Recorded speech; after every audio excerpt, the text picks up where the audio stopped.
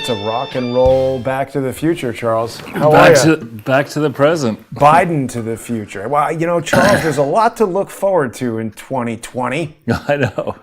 Although it's going to get a little shaky around February, March. Other than that, I think we've got a great future behind us.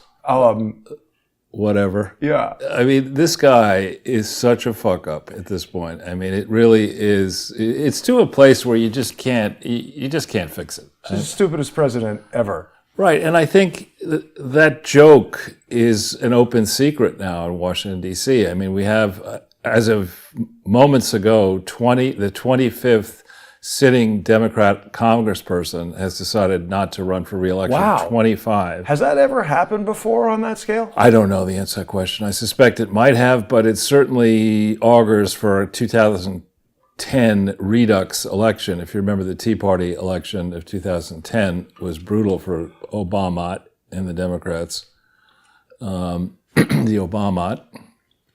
But seriously, I mean, what we know so far, there's a statistic that's come out, somebody's calculated that Joe Biden has been on vacation for 28% of the time that he's been in office.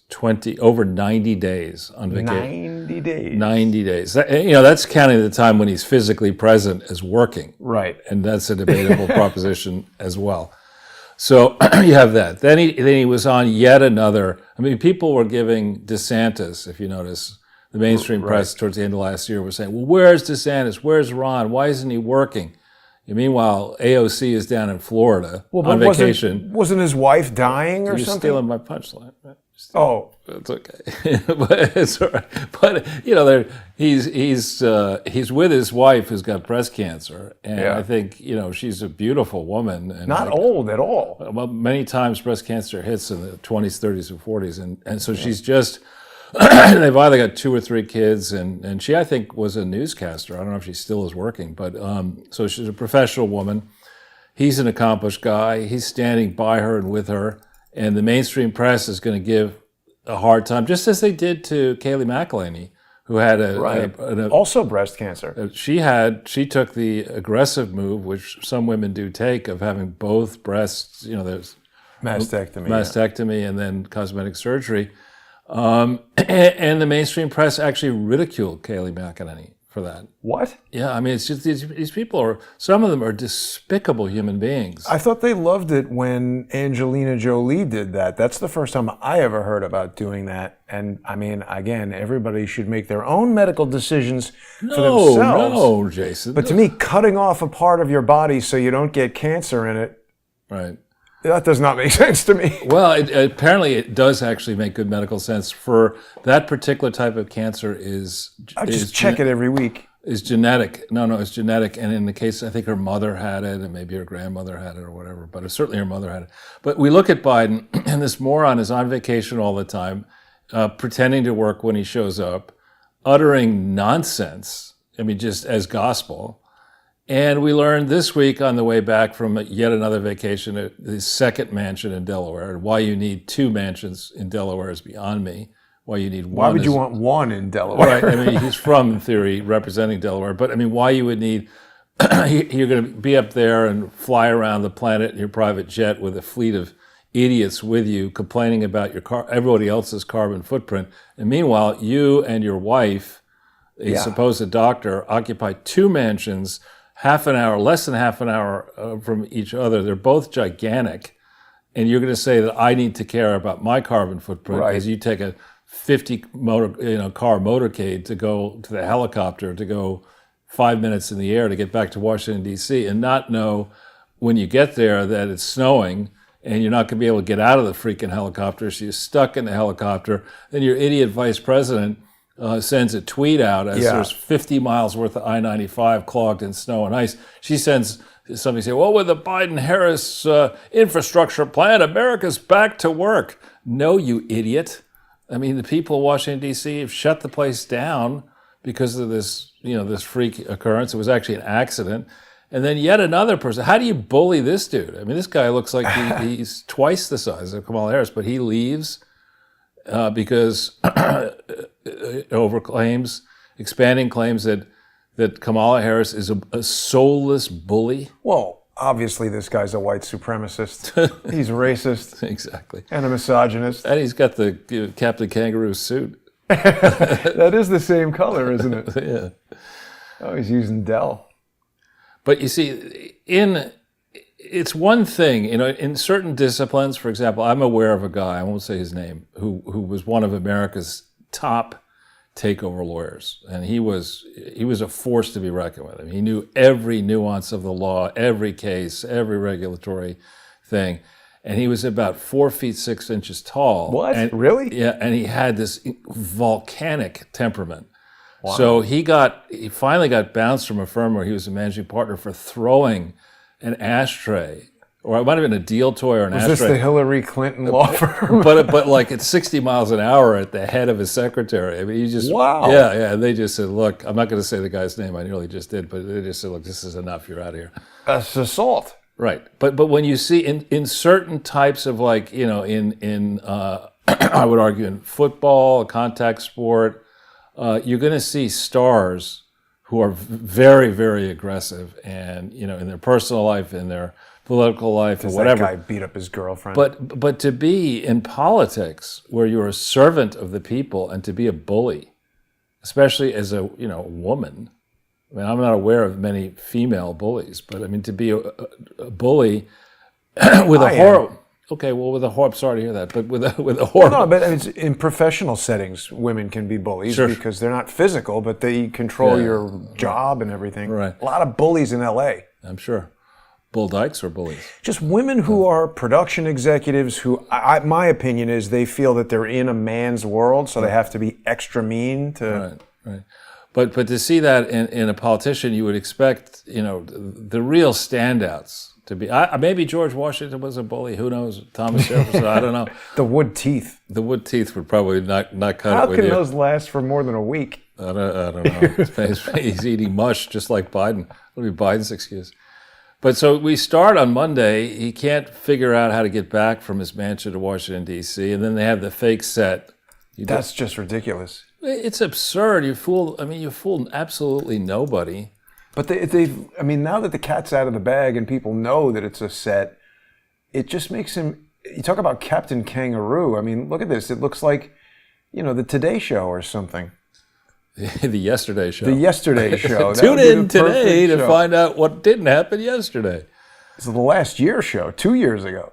The 2020 show. Can we get some more snow out the window, please? Yeah, I'm really optimistic about the market. I know what the prices are going to be at the year end, so I've got my team. Hunter, the smartest guy I know, is going to be shorting stocks.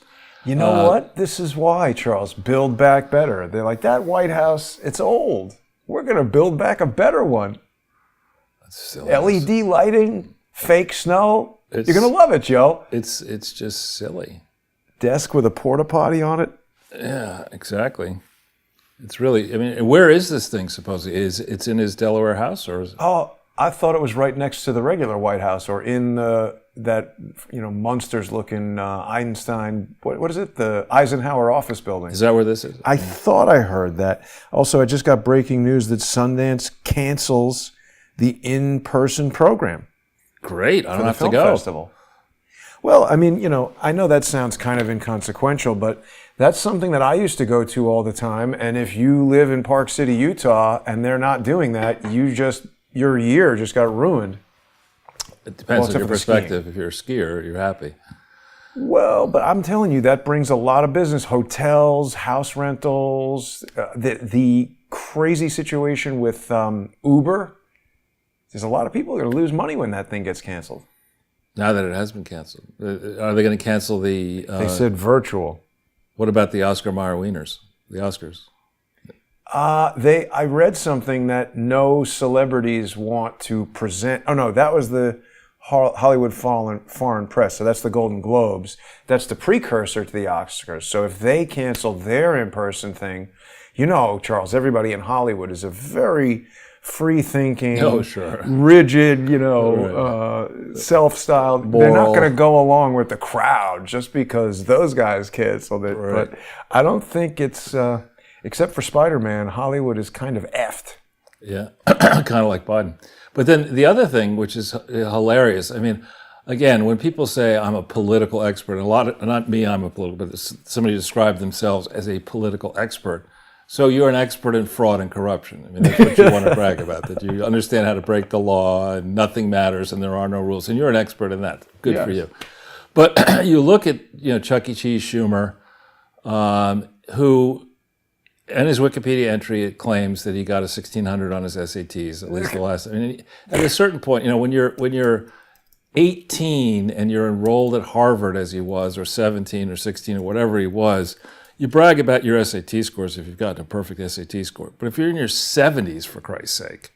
I also doubt that he did. He's an unimpressive guy. He could well have gotten. Maybe he did. I have a friend whose young son, even when he was like 5, I was like, holy crap, how did this 5-year-old kid come up with that thought? The kid is a stunning intellect. He got 1560 or something. Right. Like just shy of perfect. He had an off day. How many people get 1600 on the SAT? Quite a few, actually. But this guy is supposed to be, he's a liar. I mean, a lawyer. He's went to Harvard. His cousin is Amy Schumer. Isn't she the really annoying actor? Yeah. It's his cousin. Oh yeah, look at that. Relative's cousin. Oh, this is a very flattering picture of her. Have you seen her in real life? No, but I've seen her recently, and she doesn't look this good. She looks like someone who started out looking that good and spent the last 10 or 15 years drinking tons of booze. So this is kind of like Hillary Clinton's picture? You're right. Yeah, exactly. Except she didn't post this today on Twitter. Looking forward, yeah. It says in 2011 right there. Right. So on Schumer, he's supposed to be this genius, did well enough to get into Harvard Law School. He's been in politics forever. He knows the ropes. And my understanding is that in the Senate, actually, there are these rules that are very complex. And if you study them and you're dishonest, like this guy, you're able to manipulate and maneuver. And so the mainstream tried to get everybody singing from the same hymnal over the Christmas New Year break there, and the theory was Schumer articulated that we need to have a vote to protect our democracy by January 17th to honor the legacy of Martin Luther King, and to put the world on notice that we have disavowed this insurrection that happened on January 6th. And we're in negotiations again with Manchin, and we're going to get this thing done. He's going to play ball, and Sinema's going to play ball, and we're going to get all this stuff done. But what does that have to do with each other? Nothing. And it's the thin case, as a friend of mine. It's a total thin case that Schumer, with his low voice, and he's a leader of the Senate, and 1600 on his SATs, he acts like it's true, so it must be true.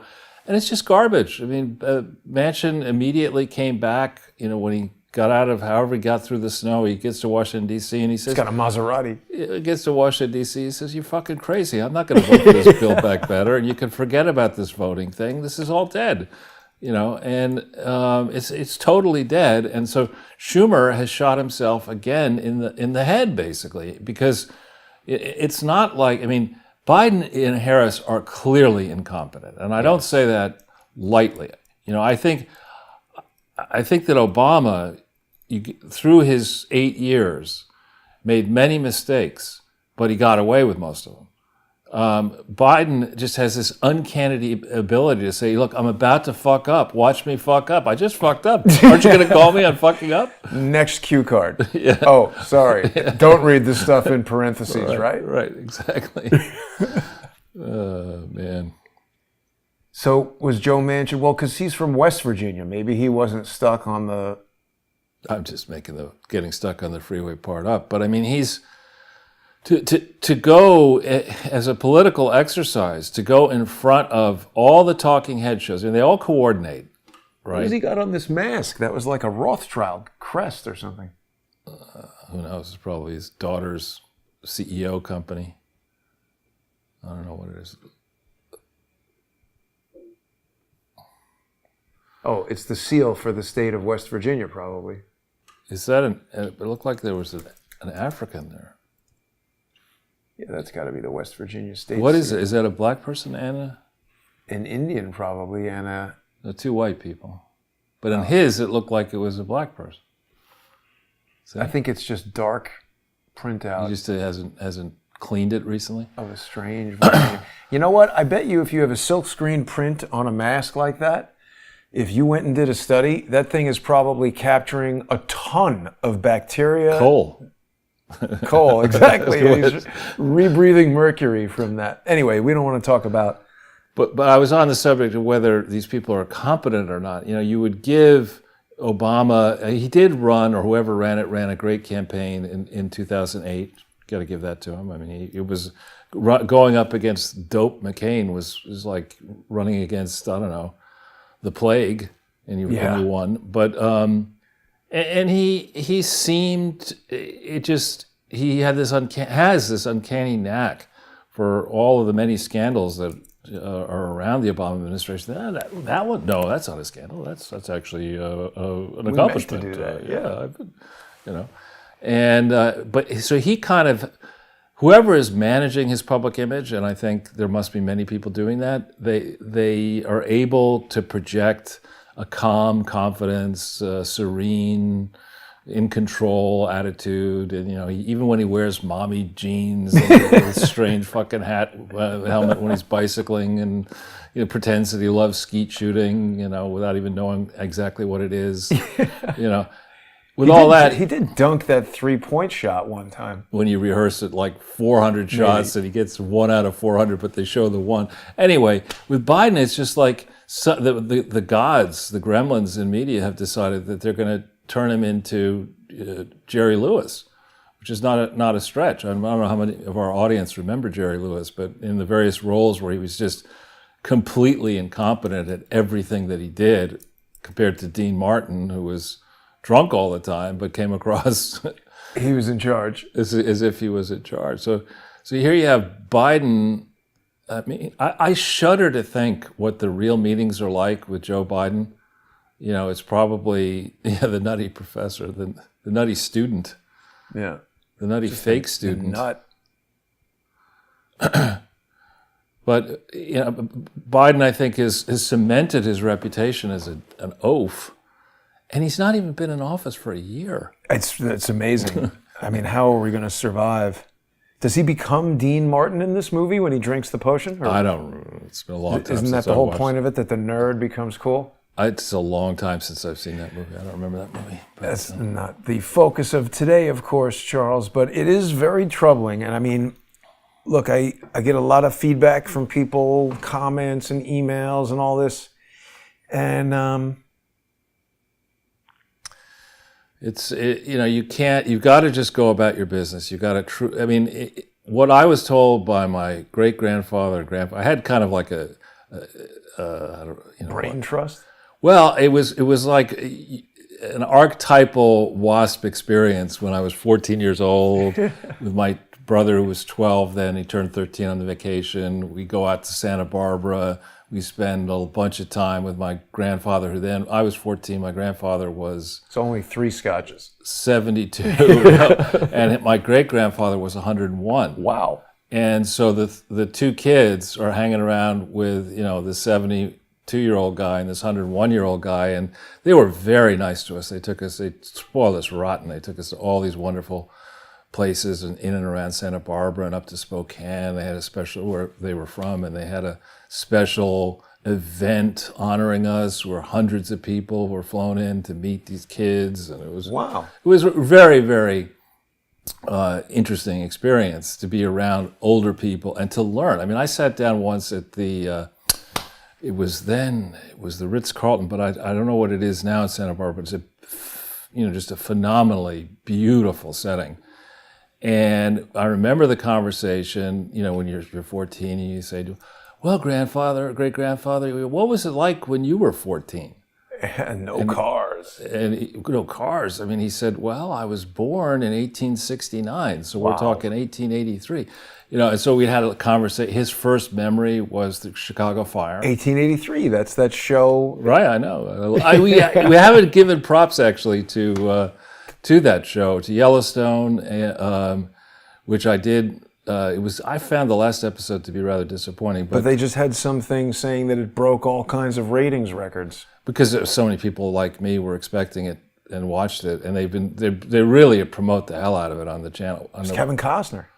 Well, it's actually a far deeper cast than just Kevin Costner. And Costner in this particular role is fantastic. But there's somebody we met who is the star, one of the stars of the prequel, 1883. Viewer of Crowdsource the Truth. Yeah, and she really, I have to say, I mean, I seldom rave about somebody's performances, and I've had the great fortune of my life to spend time, for example, with Sean Connery, who was, I think, a fantastic actor, and not talk about acting. Just talk about everything other than acting with him. But what's that there? That is the Ritz-Carlton in Santa Barbara. Yeah, there was something. I think this is it right here, the Coral Casino. This has all been changed since when I this looks fancy. Went out there in 1970. It was very fancy. And this is like an amphitheater or something. The Coral Casino when I went, it had an Olympic-sized, or true Olympic-sized swimming pool with a diving tower, like a huge tower that you could dive off. That was a separate private club across the street from the Ritz-Carlton. Oh, look at that. What's the dive that he does in Back to School where you're going? Yeah, exactly. Triple Lindy. And this is where we would hang out that summer. During the day. Nice, Charles. Oh, it was very, very nice. And I played tennis elsewhere. And so on the subject of being respectful of older people, my great-grandfather at 101 had his act far better together than Joe Biden does at 79. I mean, my great-grandfather then was not bumbling and farting out loud and, making no freaking sense whatsoever. It was revealed in the maybe the New York Post that there's some Instagram model who is selling her farts in a jar for $38,000. That's a way to balance the budget. We'll see how much Biden probably get 38 cents. I don't know why that's not a COVID risk, but go ahead and smell a fart for 38 grand if that's what you want. Ask Dr. Fauci about that one. Yeah. But it's just, it's pathetic to be in this place now where the North Koreans have apparently fired a missile. Oh yeah, Japan said that. And South Korea confirmed it. So that's not good. We have, China. There's a disputed portion with India of Indian territory that the Chinese have renamed all the cities in, or the major cities, and are now claiming that to be part of China. And they're aggressive in South America and in the Caribbean, around the world, in Africa. We have the flashpoint in Ukraine. We have whether certain nations should join NATO or not. And this idiot is pretending to be at work when he's actually at his various mansions, eating chicken gumbo or whatever it is, chicken Dumbo, whatever he eats. Is he eating that? I don't know. He's probably eating mush. He's probably eating dog food. Well, the United States says it was a ballistic missile. Yeah. Well, we're to the point now, do you trust, any report coming out of the United States government right now? I haven't trusted any report coming out of the United States government since about 1992. Or thereabouts. Yeah. And that's only because I was late to the party. But we got a lot of stuff to discuss as usual, Charles. Well, let's go to that Daily Beast story, which happens to be the next one in there. Pretty odd for us to be referring to the Daily Beast and IAC, right? Right. So the person referred to here, the ex-National Archivist, is John Carlin. And John Carlin, you'll see in a second, was the archivist during Bill Clinton's time. Oh. Who was ultimately fired by Bush. And the opening position here is that the presidential records, and we in the past have directed people to the Presidential Records Act of 1978, the presidential records are of central importance, of crucial importance. These are the records created or received during a presidency. And they are, in fact, the property of we the people, pursuant to this Presidential Records Act of 1978. Prior to then, there was a debate as to whether these records were the personal property of the president or not. And so there was, with the Nixon matter, the Congress felt that it was important to define carefully exactly what these presidential records are and are not. Right. And it's crystal clear, as we've taken people through in the past, that emails involving the president, memos and other things that certainly are missing from the Bill Clinton presidential records are in fact presidential records. And with regard to Trump's presidential records, I argued in the American Thinker, and I forget if we Google it, we might get to it. I had a piece in the American Thinker strongly suggesting that Donald Trump should not have his own presidential library, because in his case, I don't think he's broke. I mean, I think he's financially in much worse shape in 2022 than he was in 2016. Really? Of course. Yeah. I mean, all these lawyers, lawsuits, right. And everything. Yeah. This was at September 26, 2020. So, and my view here is very simple. The presidential records created or received during Donald Trump's presidency likely are already under the control of the National Archives. They should be. And Donald Trump was in a position then, today's in the same position, where so long as he remains active in business with his children, he has unbounded residential and office real estate development project potential. I mean, he can literally create Trump worlds or Trump cities around the world and around the capital cities of the world. And you could have a Trump Tower in Kazakhstan if you want to go there, and around it you could have falling apart apparently, Kazakhstan. Well, so you buy that land cheap, and you could have Trumpdale, Scarsdale, Trumpdale, whatever. You could have like a community with all these mansions. I think he's hurting himself right now, Charles. A lot of people who I'm communicating with are very pissed off. Yeah. But just staying on his potential. I mean, he does not need the bother of a charity, particularly given that New York State has disciplined him and his children for, justifiably, I would argue, for mismanaging one or more charities. He doesn't need to go down that route. Just have the National Archives house his stuff. And if he wants to celebrate his experience as president, do that for profit.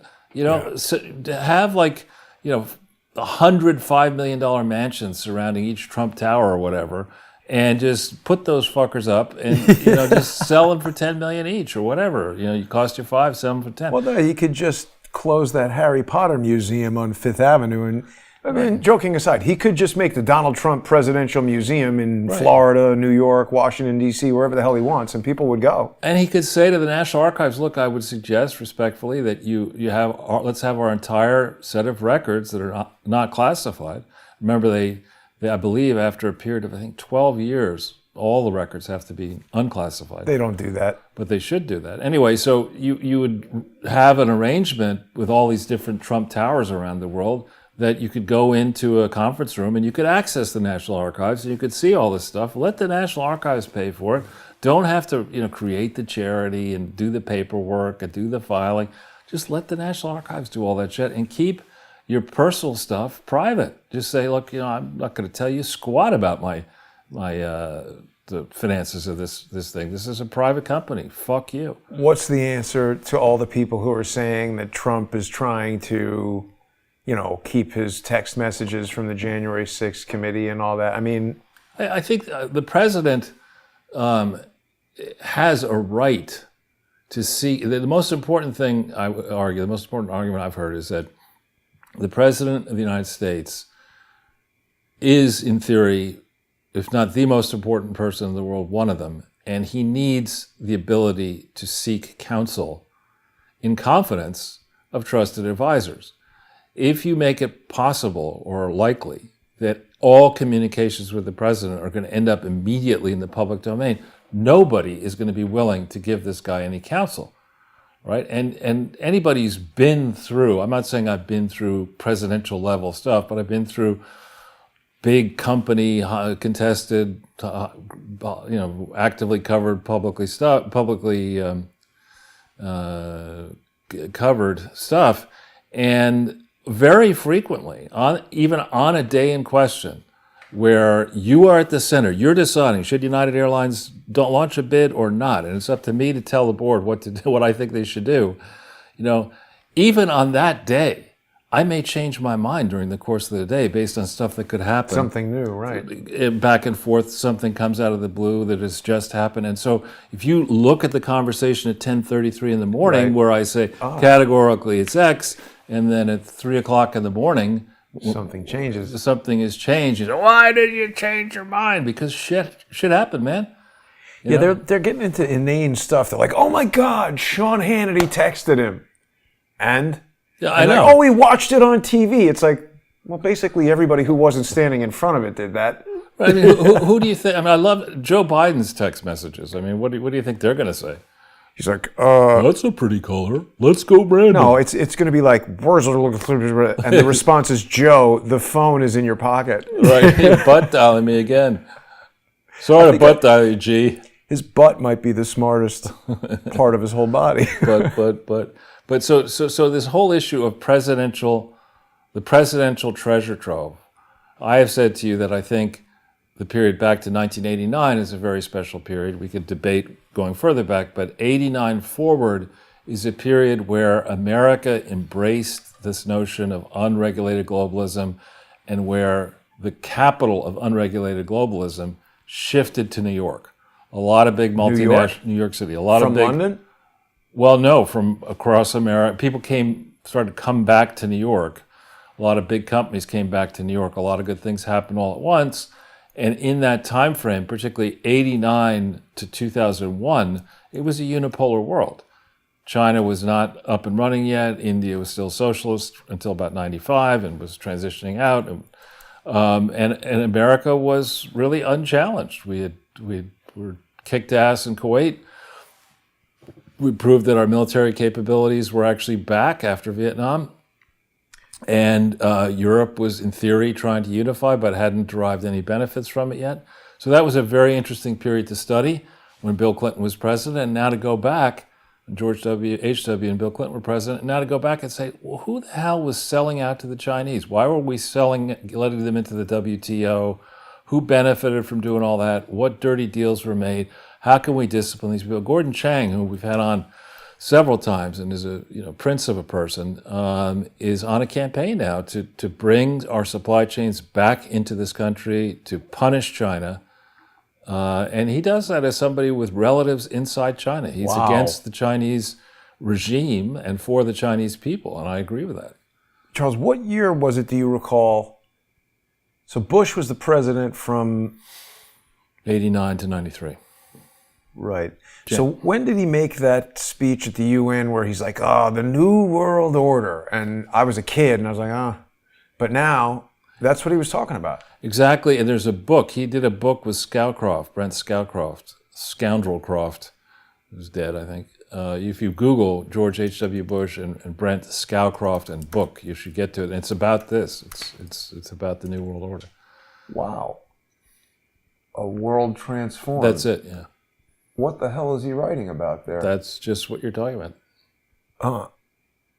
It's almost the same kind of cover as that stupid Hillary Clinton book. Yeah. Doesn't it look very similar? It does. Wonder if it's the same publisher. I'm sure it is. Penguin, Random House. Criminal House, what? Came out September 7th, 1999. The Collapse of the Soviet Empire, the Unification of Germany, Tiananmen Square. This is like his resume.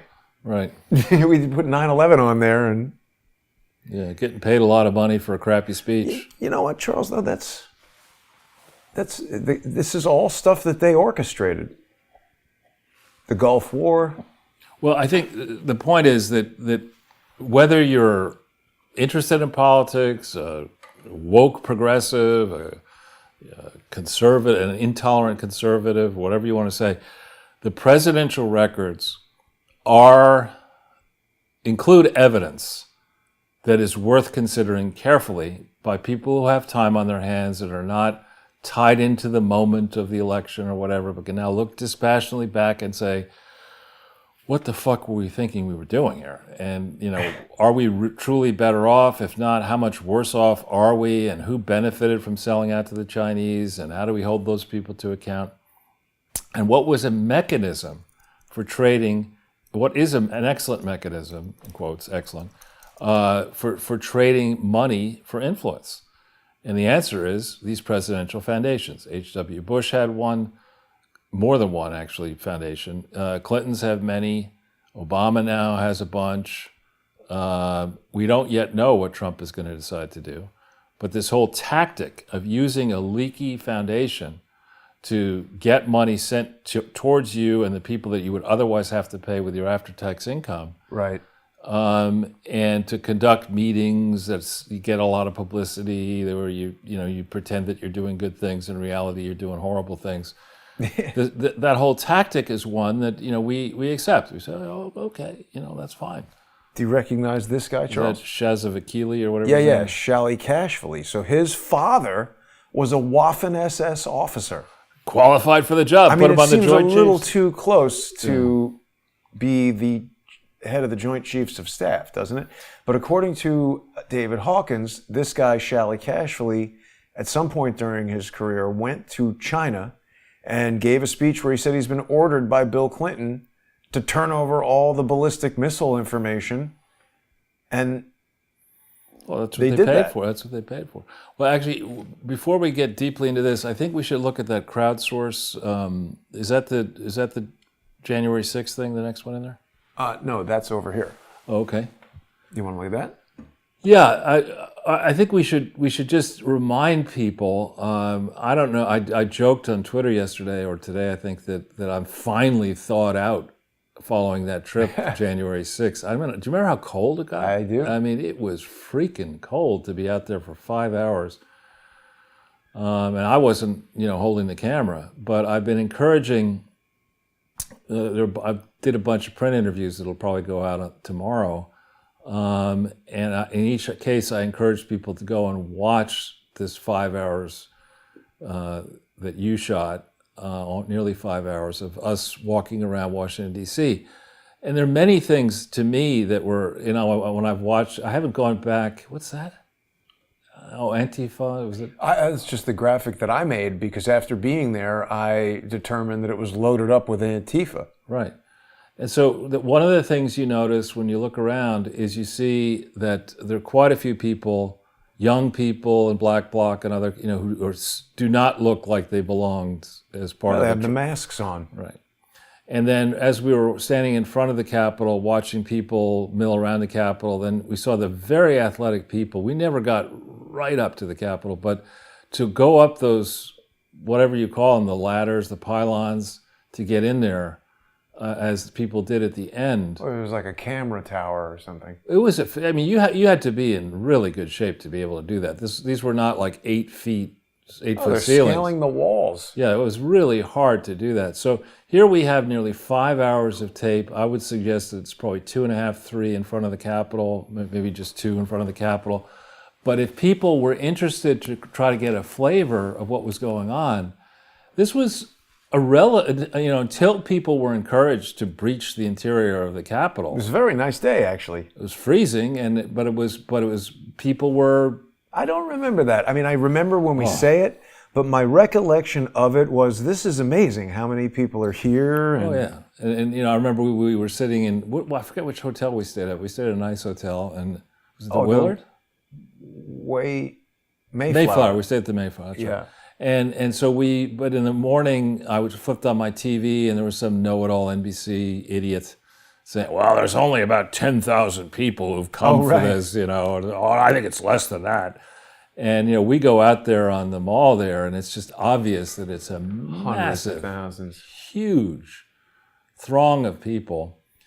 And as we got close to the Capitol, one of the things that leapt off the page for me was how few, if any, police we saw. I mean, you would expect. I mean, it's not like this came spontaneously out of the. Nobody had been talking about going to Washington, D.C. I mean, people had, in theory, our vaunted FBI should have said, there could be. Hey, look, here's these guys breaking the fence, Charles. Right. Yeah. And they have masks on. And Trump hat and a mask, and they're breaking the fence. These are Antifa douchebags, and I yelled at them. Right. Let's hear what I say to them.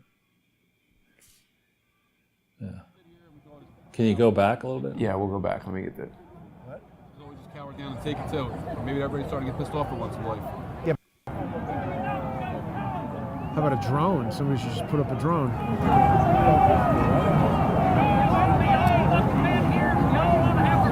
Actually, I'm sure that's a $10,000 fine immediately. Take our fucking nation back. You can hear these. Time to bring our guns and leave our women at the house, gentlemen. What did he say? Trying to take our guns and leave our women at the house, gentlemen. This would be worth watching. Here's a woman with her Trumpy bear. Maybe we should do it at a watch party tomorrow and go through and do the whole. That might be actually a good idea. Because there's new information about, like, Revolver News had a thing where they were talking about some of the people who were hanging out right by this fence where we were. Well, what I would suggest for people who are watching now or watching later is that you send, if you can, send this video around to your friends. Put it on. We should put it on Getter and Rumble and. Oh well, it's right now. I would check if I have it on Rumble. Right now, this video is only on the Sunday with Charles YouTube channel. So if people are watching us on Crowdsource The Truth 5, Crowdsource The Truth 6, Rumble, Odyssey, whatever, you might want to subscribe to Sunday with Charles, and then you can get simulcasts of all the shows. I've also been, reloading our legacy episodes. So I had another one this morning, and there's going to be one after the show tonight. But if you just scroll down, I reposted the video 5 months ago because, as you know, Charles, malicious social engineers are trying to destroy. I mean, look, it's one thing to destroy my business. That's just me and my money.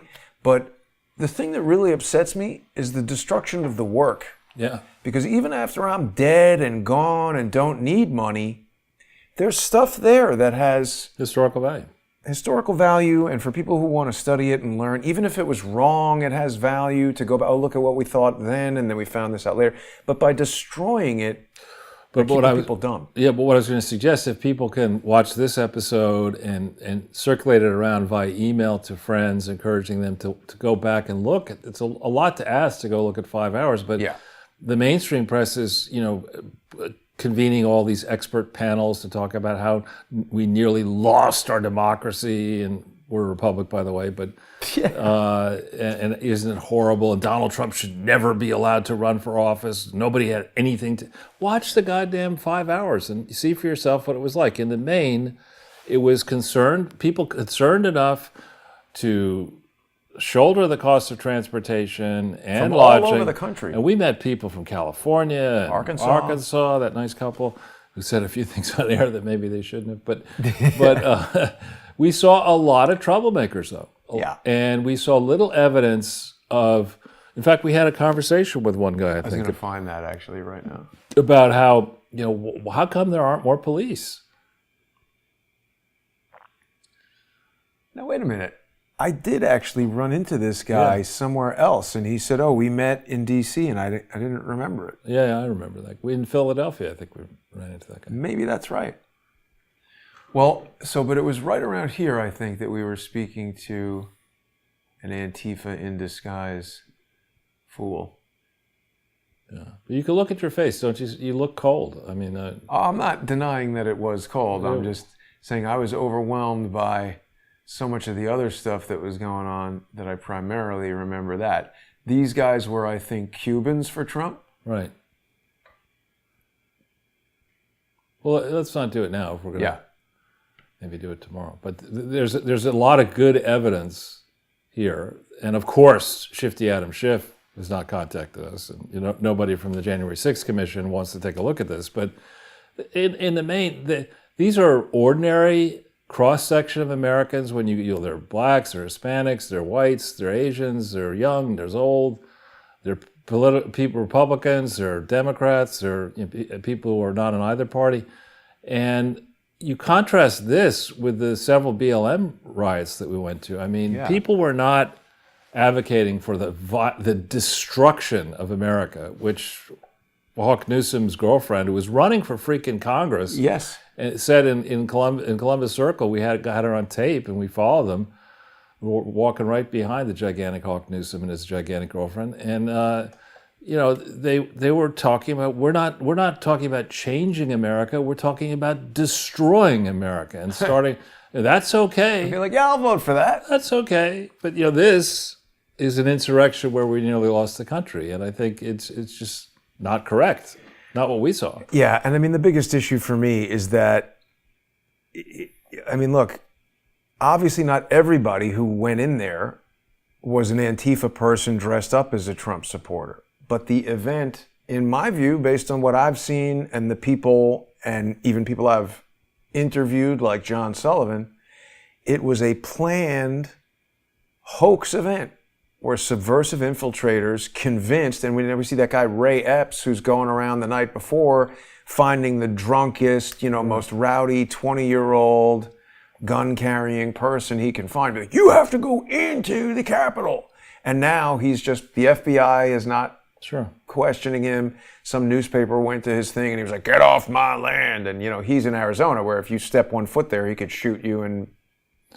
Well, and that's really the hallmark of the other side. I mean, the Russian hoax was a straight-up hoax. Yes. It was an obvious hoax going all the way back to 2015, if not earlier, involving Hillary Clinton deciding that, God damn it, she was supposed to be president in 2008, and Obama stole the presidency from her, so she's going to make sure she's the president, and the team around her needs to get paid, so they need her to be president.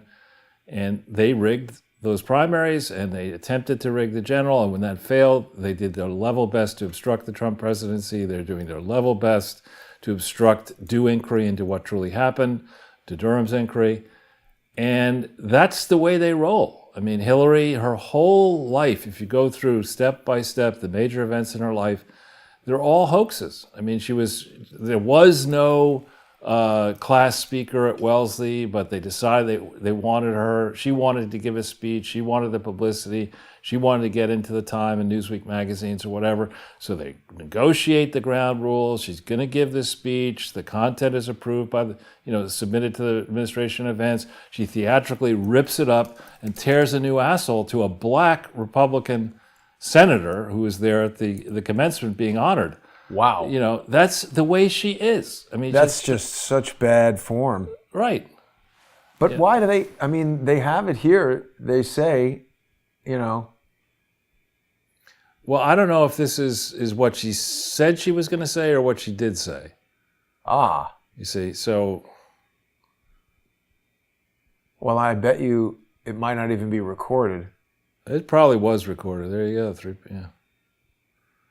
Anyway, it's fine. Look, I all for hearing. I remember what it was like being 22 and graduating from Yale and thinking that I knew everything. Not everything, but enough that I was in good shape. I was going to Harvard Business School. I had a job for the summer. I had money in my pocket. I was young, good health. And I remember enjoying that time period, but that's the... It is recorded. She was the first ever student speaker. Right. Way to ruin it for everybody. I know.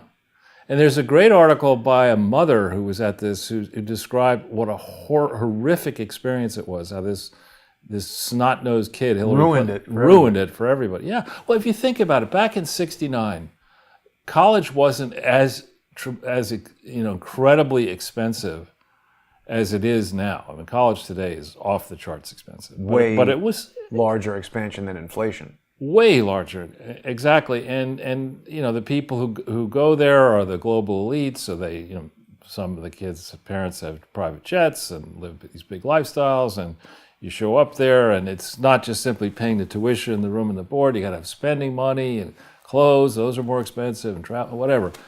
But even so, graduations should be a lot about the parents and grandparents, because it's very frequently the parents and grandparents who sacrificed to let the lower and middle income kids have the experience of a Wellesley or a Yale or you name it, NYU. And it's really about them, not to hear some angry fucking scold get up there and, mouth off. And, she then goes on the Watergate committee and she realizes... Stole documents? Well, it's not just stole any old documents. But this is pre-internet, of course, and before Al Gore invented the internet. She realizes that the one legal precedent that really matters in the Nixon case is there's only one copy of the book, and it's not helpful to the people who want to get Nixon. So her approach is steal the book so nobody can see this precedent. What was the book? I forget. But you know, the point is that's the way this woman thinks, this person thinks. So she's going to, the rules, those are for other people. We're just going to game the system. You know, what matters here is the result, and not whether we're moral or whether we play by the rules. That's just the way she thinks. And so to believe that it's Trump supporters who were thinking that way with the insurrection, as opposed to thinking back and saying, let's think about the 2019-2020 presidential primary season and general election, right? You had, in the first debate, Kamala Harris opened up a gigantic can of whoop-ass, as big as Hillary Clinton's ass, on Joe Biden in that debate. And Elizabeth Warren did the same thing to Mike Bloomberg. I don't know if it was in the first one, but she just destroyed Biden. And you know that, oh, I hate it when people point their finger with a pen like that to somebody. This was a moment where Joe should really have gone back to one of his two mansions and just spent the rest of his life sucking his thumb and letting Hunter, you know, steal as much money for the Biden family as he might. But he got his clock cleaned in that debate.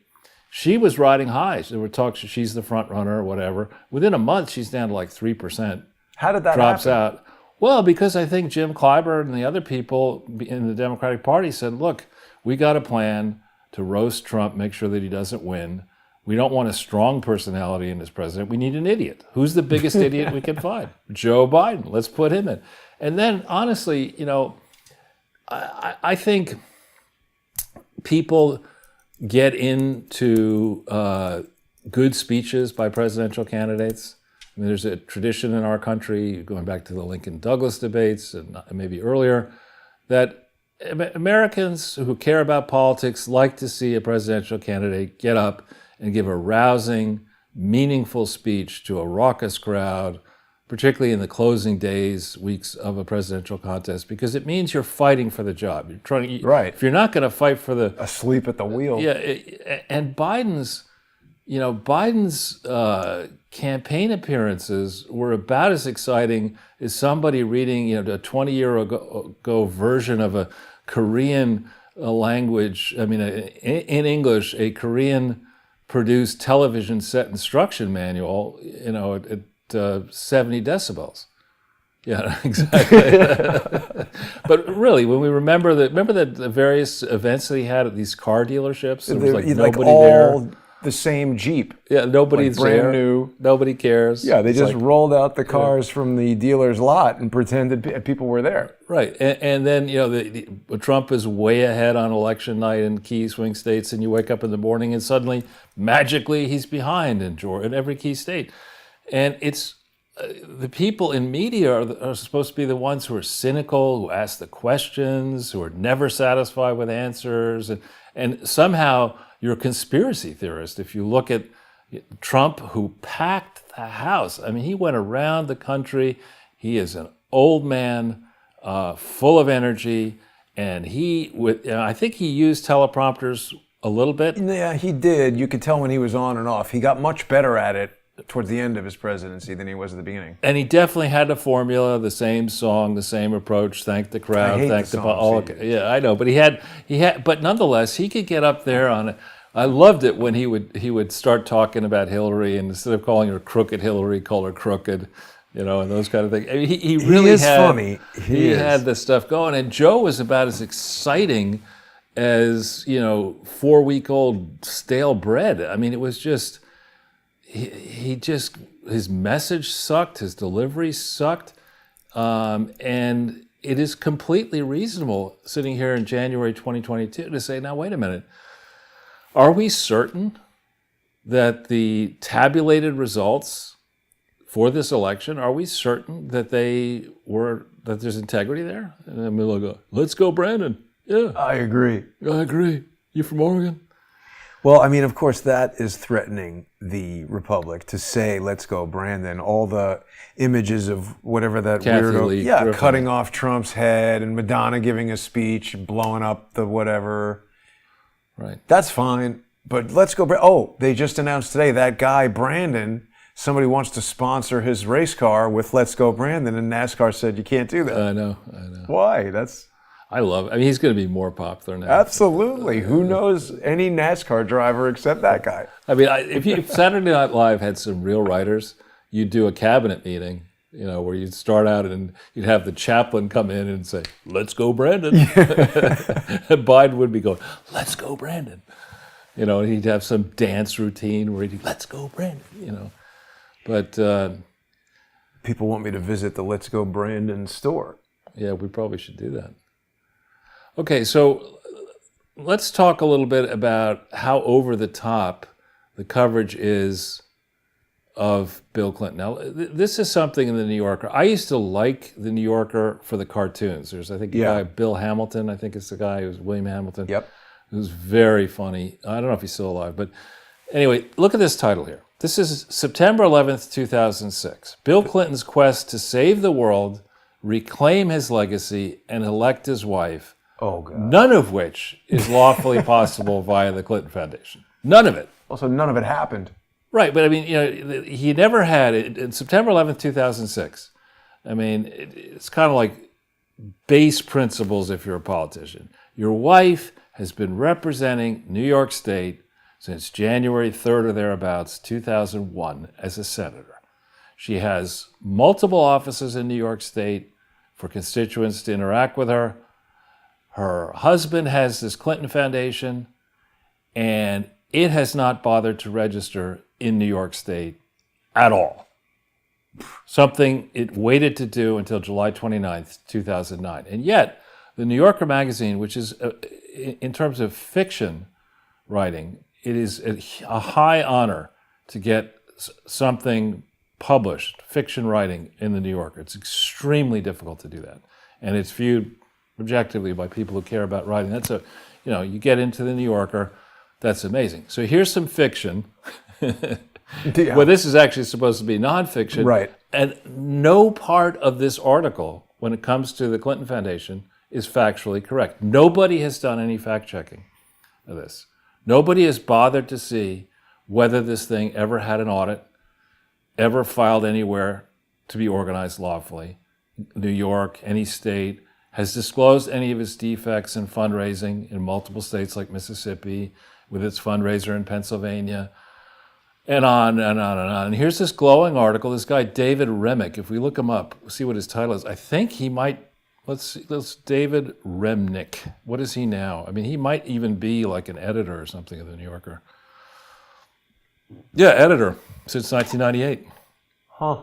I mean, so this guy is not like any old schlub. He's a major schlub, right? I'll tell you something else, Charles. If I were a former president of the United States and it was 5 years after September 11th, I'd say, "Oh, Dave, can you just hold that article until the 12th? I don't want to put anything out 5 years after the..." But if you were a participant or thought it was a wonderfully excellent thing, maybe say, "Oh, this is a perfect time to put out an article." Yeah, I did that. But, this David Remnick, I mean, here he is, the editor. I don't know if he's editor-in-chief or just an editor, but to write this article, and at this point, I mean, I don't know if he still is in this title. I mean, that would be editor for 23 years, which is a long time. But, he's written pieces about Barack Obama, Bill Clinton, Katharine Graham, Mike Tyson. What's wrong with this? Ralph Ellison, Philip Roth, Tyson, everyone else. Mike Tyson's kind of interesting. I know. I'm trying to find this guy on Twitter. Oh, he's definitely on Twitter. Yeah.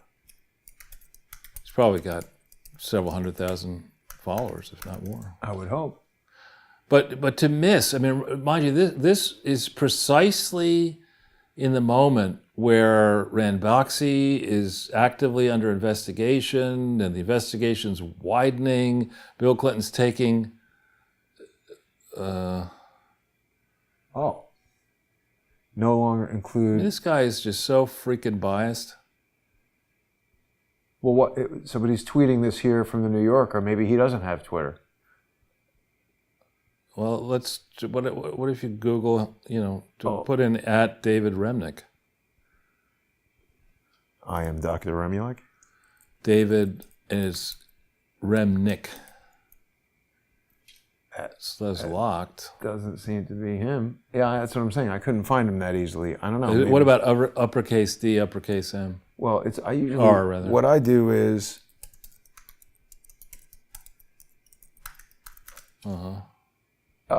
Drunk David Remnick, I see. I don't think he's on Twitter for whatever reason. Let's see that one. This Drunk is going to be David somebody making fun of him. It's got 4,000 followers. And then quaff unsettling immensities of sherry. I'm David fucking Remnick. What is that? That's funny. Well, I don't know, but I don't think he's on Twitter, Charles. Okay. So he's writing about Bill Clinton. Well, but everything that he writes then in September 11th, 2006, they have just issued an audit, June 9th, 2006, that is hopeless. It's the first attempt at an audit that is just so badly wrong. We've been through it ad nauseum. And then there's this trip again organized throughout Africa that Bethany McLean goes on, and Epstein may have gone on, a bunch of people went on, where the idea is Bill will go with a whole bunch of hangers-on and tell you about all the good works he's doing in all these countries, knowing full well that you're going to be absolutely exhausted. I don't know if you've been to Africa, but I last time I was there was like 20 years ago. And in my student days, I went there a fair bit. And it's not a trivial exercise to get around Africa, even with, which I've never done, with a private jet. Every transfer is a hassle. The roads are difficult.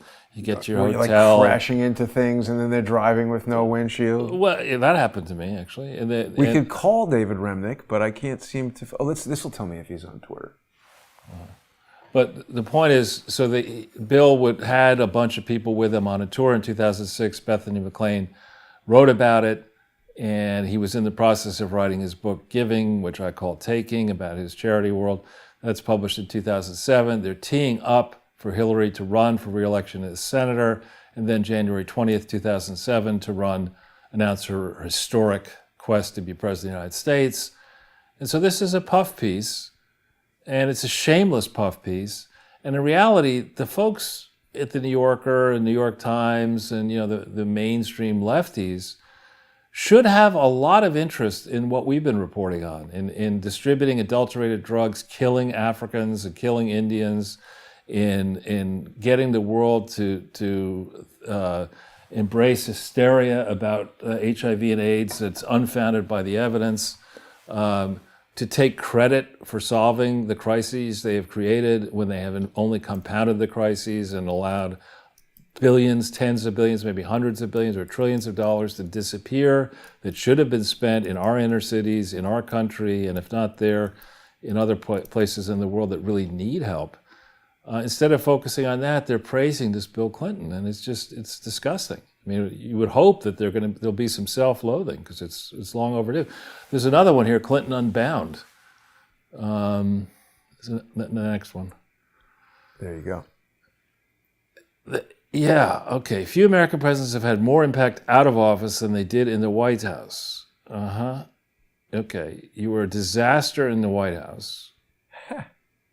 Thinking about what happened with China and with, let's say, the Canadian AIDS crisis and the blood thing, prisoner blood. Yeah, hemophilia, right. Arkansas blood scandal. Yeah. There's very little mainstream reporting that you can get on that. Well, keep on going now. Here, start. He's in India. I'm waiting to join the president and his entourage. There's a private reception for donors to the William J. Clinton Foundation, founded by Clinton in 2001. Not true. It was founded by lawyers, incorporated by lawyers, October 23rd, 1997. Bill Clinton had nothing to do with founding this thing. And this is the first, you can't even get the first fucking paragraph of the thing right. Right? And then I was in New York City, sitting in the Clinton Foundation headquarters on 125th Street. Not registered. But how did we ever even seen that address? Yeah, we haven't been up there yet, but I mean, we got to go. I don't think they're there anymore. But who is the author of this? The august author? Let's see if this idiot's on Twitter. Patricia stories. Let's check and see. This is August 8th, 2007. So at this moment in time, This sounds like a place where you'd put your stuff when you move out of your house. Stories. let's just see what her background is. She's probably a proud graduate of... No, that's just it. It's just this. Well, can we put her into Twitter and see if she's there, or Let me see Google? if we can find her on Twitter. Patricia Store Ass. I mean, is that pronounced ass or ace? Storis. It's like Ford Taurus. Yeah. But 2007 is precisely the time that the Clinton Foundation is a complete freaking disaster. Interesting. It's not finding her. Let me make sure I'm spelling that right. Patricia, Storace. She's not in Google? Well, I mean, we're looking on Twitter here, and I'm not finding her on Twitter. But if you just punch her into Google in quotes, what do you get? I mean, it's possible she's dead. She's got Wikipedia. That's a little weird for somebody who's not on Poetry Twitter. Prize. A 1996 recipient of a Halibut Award. Academy of Arts and Letters. Any of these Academy of Arts, I don't trust at all.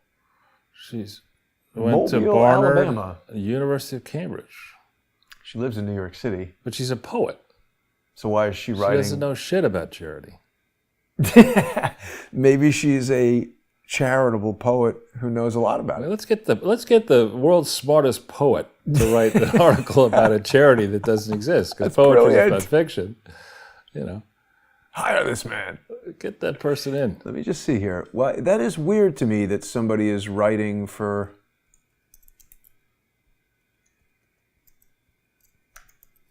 I guess there's people who don't Well, look at this. Writers, Patricia Storis, permanent dead link. Oh. Well, that's just somebody on Wikipedia who put that there to edit that. I mean, here's an article. Persephone's dinner with the colossal male ego. Henry Miller and Patricia Storis do Greece.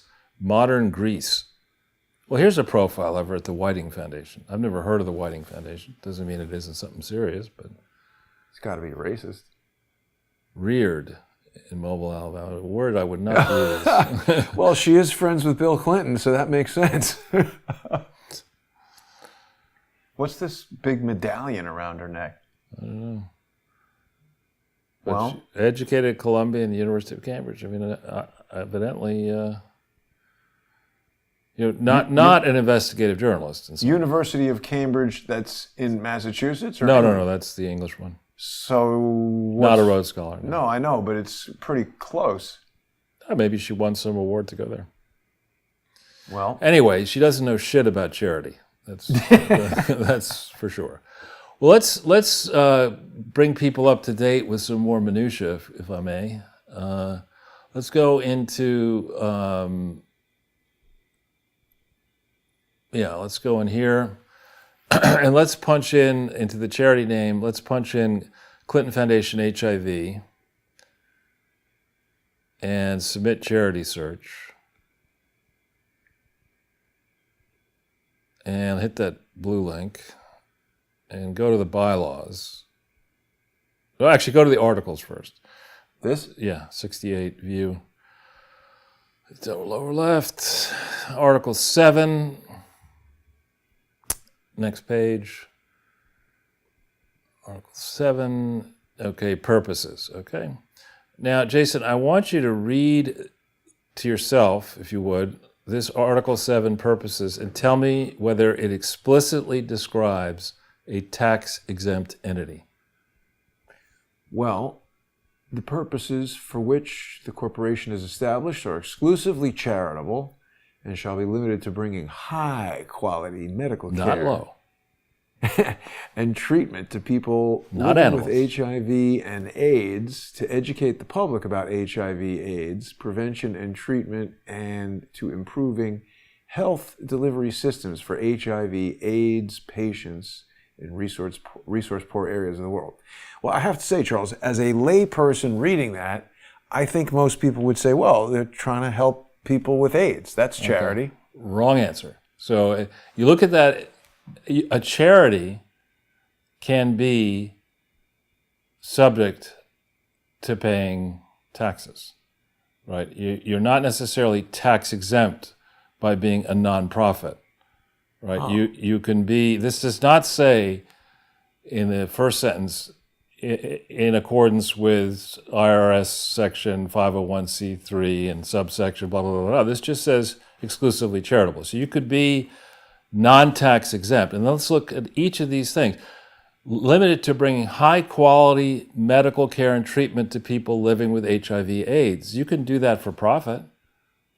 Bill Clinton says they were. At the Beacon Theater, he said, well, you're selling pharmaceutical products. It's like, wait a minute, Bill, what? He's like, somebody slapped the cell phone out of that guy's hand. I want to yell at him. Yeah. So the first sub thing, that could be for profit. Educating the public about AIDS prevention and treatment could certainly be for profit.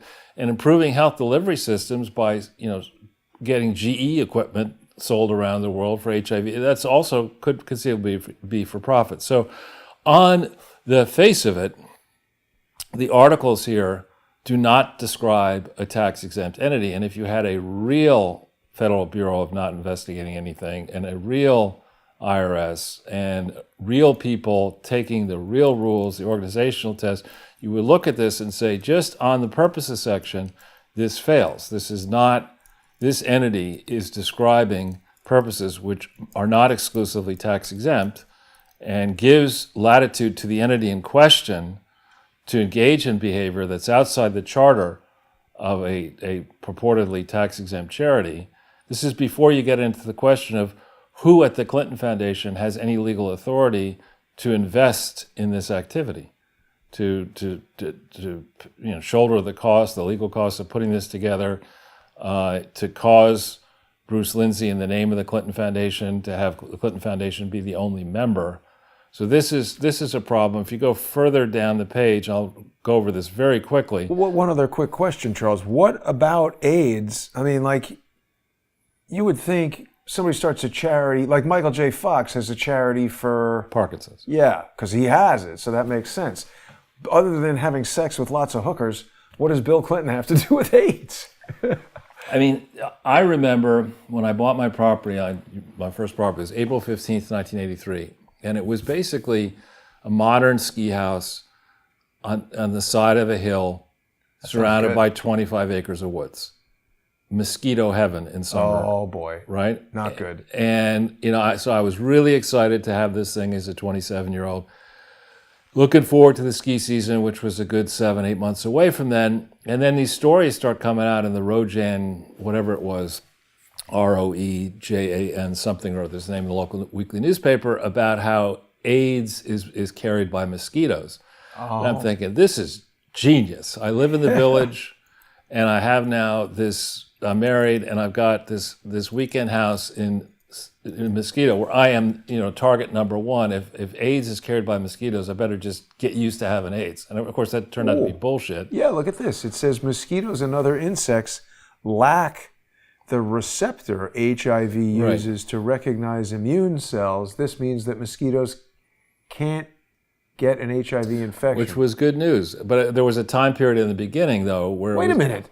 The virus gets digested. Why aren't they studying every single mosquito as far as how to break down the HIV? Right. I don't know, Jason. You ask good questions. But the point is, I'm sitting there, back in the day, and this HIV and AIDS were every day people, and the famous people in the fashion industry were dying, and Hollywood types were dying, musicians were dying, and friends of mine from college were dying. Really? Absolutely. And I'm like, what the, something you were scared about. And it would be natural for Bill, I mean, he did sweet fuck all as president. He impeded the effort to stop HIV and AIDS. And you can ask people like the founders of ACT UP and other militant AIDS. What did he do? He didn't have funding. He wouldn't listen. It was only after he left. Doesn't that sound a lot like, oh, no, hydroxychloroquine can't cure it. You got to do this. Right, exactly. Huh. And the same thing is also true. Again, I'm not a medical expert. I'm very squeamish. But when you read up on the excellent work done by Celia Farber and John Solomon in the early 2000 time frame, that decade, there are multiple accounts of the early tests for HIV were not precise enough, and they were administered widely. What else does that sound like? Yeah, this is a response to her article. I mean, this.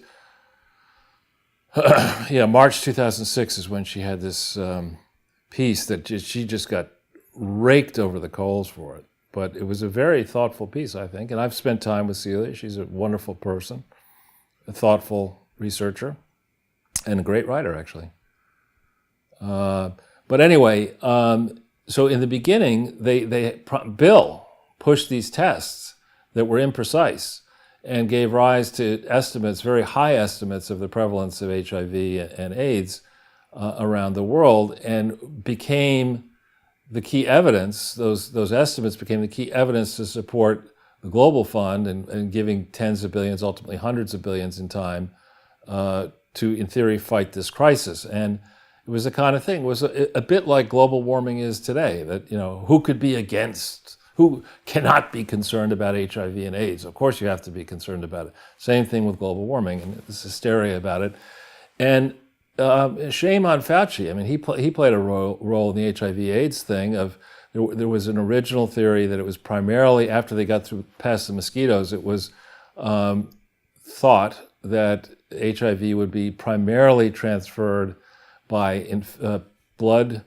Bodily fluid transfer, I thought. But by blood specifically, and dirty needles, and drug use, sharing dirty needles, and homosexual behavior. And now Fauci and his team said, no, it's heterosexual too. And then everyone's like, oh my God, we better care about it if it's not just limited to drug users and homosexuals. So when we go back over and look with the benefit now of hindsight at the hysteria that happened and ask ourselves, why are HIV prevalence rates still so high in sub-Saharan Africa and so low here in America? How do you explain that? Might it be that these countries that are hooked on foreign aid, don't necessarily want to have arguments that their HIV population has shrunk because the money's coming. They still want more money to get pumped towards their country that they can then steal out of Switzerland. Or who knows if they're counting it accurately. Like what you just described, it sounds remarkably familiar. Like COVID. Yeah. Right, because there's all these disparities about, is it happening over here? Why is there so much here and not so much over here? And there was one particular point that I was thinking of. So they say mosquitoes are giving it. Oh, no, they're not. Only gay people can get. Oh, no, they're not. It's just the same thing we're hearing now. You need a mask. You don't need a mask. Well, and the slight difference. 2 masks. Yeah, and the really diabolical thing Celia's reporting. I mean, she tells the tale in her piece of a mother who was perfectly healthy and got pregnant with a second or third child, goes into either the doctor or the hospital, and the doctor says, "You've got AIDS. We got to give you, or you got HIV. We've got to give you the medicine." And back then, medicines that you cannot today give to HIV patients were given out back then, and some of these medicines were just diabolically bad. In certain cases, one of the medicines apparently was so toxic that it would cause, in black people, it would cause their skin to melt off their bodies. This. That's a horrific, and there's no good way to die, but that's a horrific, Look at how expensive that Holy is. cow.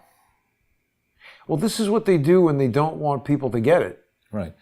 And again, in tackling complex problems, what you want to spend time on are the questions that give rise to uncomfortable answers. You don't want to just sweep that over here, let's not look at that.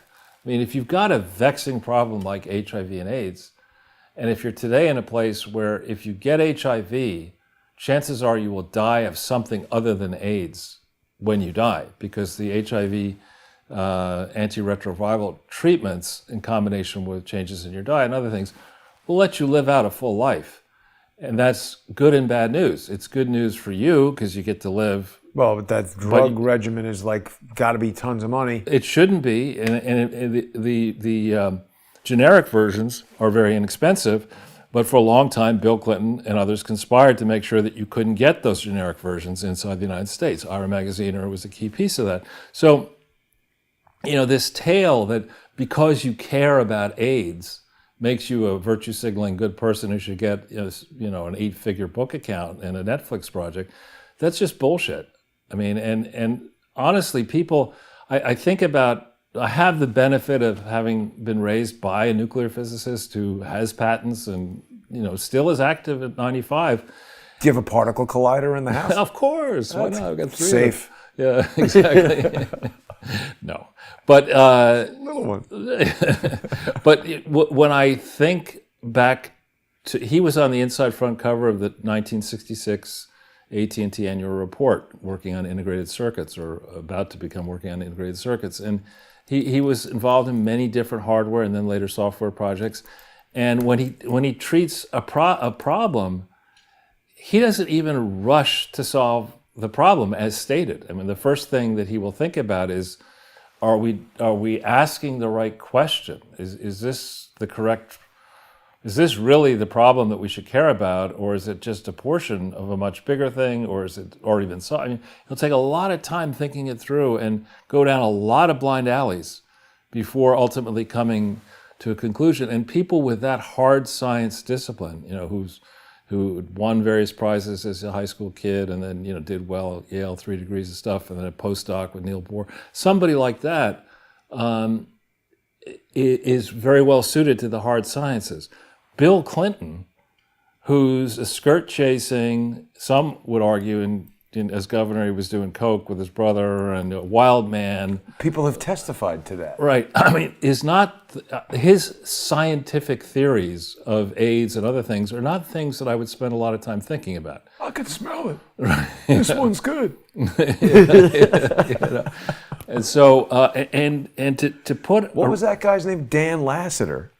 Oh, yeah. Well, he also has problems. But he's testified about stuff, and... Again, what the Clintons love to do is get a whole bunch of people together who are compromised, and then you say Dan Lasseter said X, Y, and Z, and Dan Lasseter has problems as well. But just continuing a little bit on this, and going back into the nonprofit section there, now let's look at the bylaws.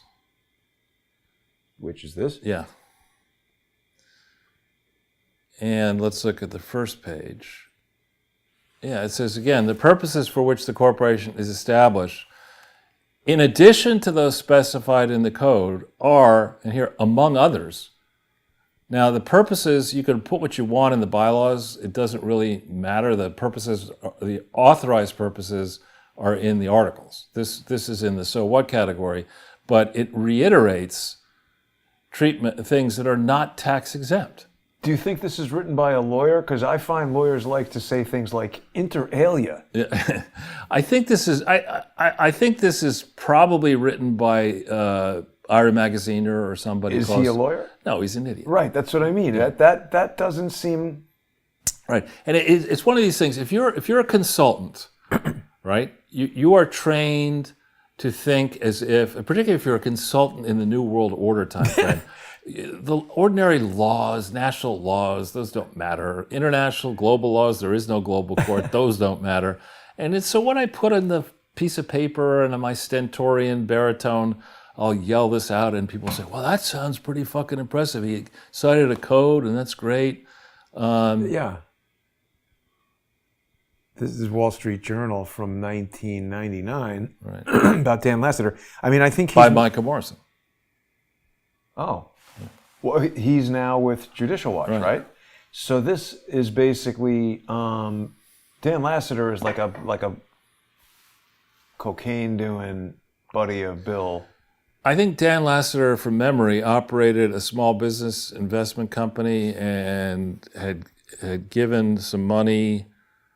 He got in trouble, it says here. Yeah, I mean, I'm pretty sure he went to jail for something to do with cocaine, no? I don't remember. Well, Larry Nichols had a lot to say about this guy.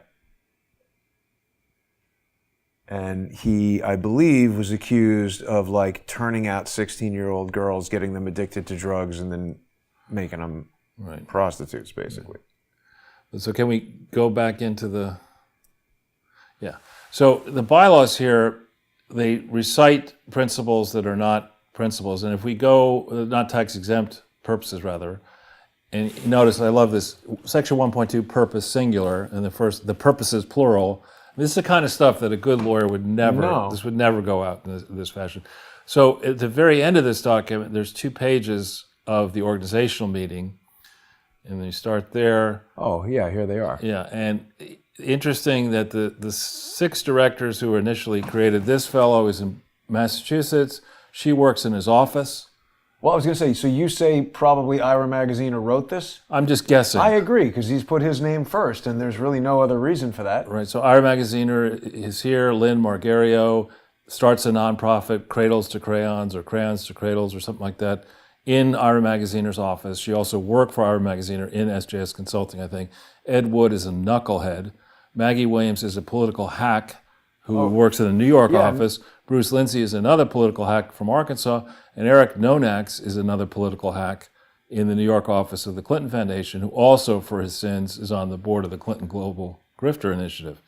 But so you look at this organizational meeting. This is the 23rd of May, 2003. Go down the page. It says, the board of directors continued their meeting. A chairman and secretary of the board of directors were elected as follows. Ira Magaziner, chairman. Lynn Margario, secretary. Now let's look at the next page. It says, a set of bylaws were adopted. That's good. Now, the chairman called for the nomination of officers. Thereupon, the following persons were nominated and elected unanimously to serve as officers of the corporation. Lynn Margario, who was secretary, is now also executive vice president. W. Edward Wood, the knucklehead, is now chief operating officer. Was anybody named a treasurer, Jason? Doesn't look like it. Right. Therefore, Arkansas state law, which, I know, not being a lawyer and I'm not practicing law, requires that a corporation have 3 officers, at least 3. A president or chairman. Any corporation? Yeah, president or chairman, treasurer to handle the money, and secretary. You can have executive vice presidents and chief operating officers, but unless you have a treasurer who's responsible for the money, a secretary is responsible for the minutes and the resolutions and the articles and the bylaws, and a president or chair who sets the overall direction of the thing. Unless you have those 3 officers, you're not organized. So and this that goes thing, for for-profit and not-for-profit? Yeah, this thing was not organized on March 23rd, 2004. Now, Bruce Lindsay should have known that. I mean, he was, at this point, of counsel to Lindsay Wright Lindsay and Jennings, or whatever the firm was. I think his father was involved setting that firm up. And here we have a signed document. I mean, for good order, I know you'd never do this. Various resolutions required by unnamed bank. Okay, you would never let something like that fly, right? What are you talking about? Why sign it? Because then somebody could put anything in there, and you're like, wait a minute. Exactly. And that's what you want to avoid in a charity. You do not want to give Ira Magaziner or anybody the ability to take this slip of paper and then put in... It's a blank check. ...a bunch of different banks that we never understand who has given authority. Suddenly you've got bank accounts opened around the world. Multiples. Yeah, and you just... the roaches will go into that bank account, but they won't come out. You'll never figure out what was really going on here. So this is absurd. Magaziner signs this document. Lindsay signs the document. That is the signature I remember seeing of Bruce Lindsay, not the later post-stroke one. And it's not shaky either. And then Lynn Margario, we're going to look into each of them in a second. So this is really bad business practice, and it was not technically organized March 23rd, 2004, which means that there's no way they could have legitimately applied for tax exemption in 2004 as they claim to have done. And there's no way they legitimately, with this organizational memo, they should not have gotten through Lois Lerner's IRS, and most likely did not get through the IRS, and therefore never got valid tax exemption. But I thought Lois Lerner was on their team.